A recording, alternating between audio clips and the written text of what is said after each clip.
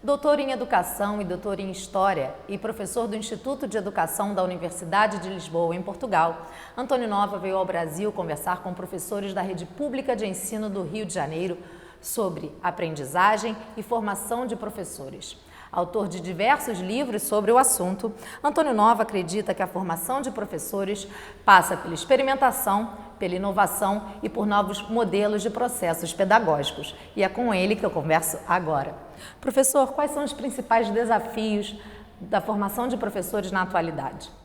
Eu julgo que há há uma enormidade de desafios, mas eu creio que a mais importante de todos é criar uma formação que seja uma co-formação, isto é, uma formação que seja feita com os outros, em diálogo com os outros colegas mais experientes, colegas que têm outras experiências, colegas que fizeram outros trabalhos e que podem, em diálogo connosco, construir novas maneiras de ensinar, novas maneiras de aprender, novas maneiras de organizar a escola. Julgo que é essa dimensão de cooperação, de colaboração no interior da profissão docente, o que melhor define hoje o grande desafio da formação de professores. O senhor fala muito sobre formação continuada e que essa formação deve estar alinhada aos interesses da escola.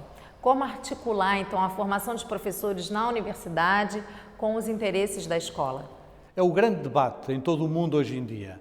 Isto é, nós criamos duas entidades separadas, as universidades por um lado, as escolas pelo outro, não é? E esta separação entre estas duas entidades não é sustentável durante mais tempo. Nós temos que aproximar estas duas realidades, não é?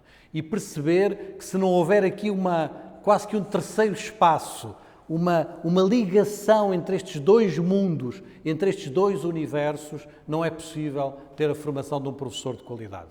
Os médicos conseguiram isso. Quando se percebe que as grandes faculdades de medicina, as grandes escolas de medicina estão dentro de hospitais, não é? Estão dentro do espaço do trabalho clínico, é disto que precisamos também na formação de professores.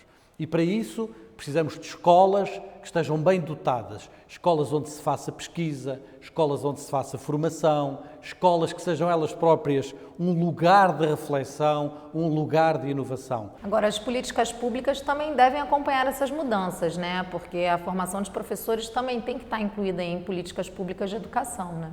Não é possível falar da formação de professores sem falar das escolas, sem falar da valorização do professor, sem falar dos salários, sem falar da carreira docente, sem falar das escolas públicas, quer dizer, tudo isto está ligado, e portanto é essencial, em situações como a do Brasil, que o processo de renovação da formação de professores seja acompanhado de uma valorização do professor, de uma valorização dos seus salários, de um maior prestígio, etc. Sem isso, nós não conseguimos nada. As universidades estão preparadas para formar esses novos professores que têm que lidar com desafios aí do século XXI, como, por exemplo, as novas tecnologias em sala de aula, a utilização dessas tecnologias no ensino e na aprendizagem? Não, as universidades têm revelado, de um modo geral, não estou a referir-me à situação do Brasil, estou a referir-me à situação mundial, têm revelado uma grande falta de preparação para atender a esses debates. Mas têm que ser capazes. Isto é, não há outro lugar, a não ser a universidade, onde isso pode ser feito. No momento em que não é possível, então, mudar por meio de políticas públicas a questão salarial, como atrair esses jovens para a carreira de professor?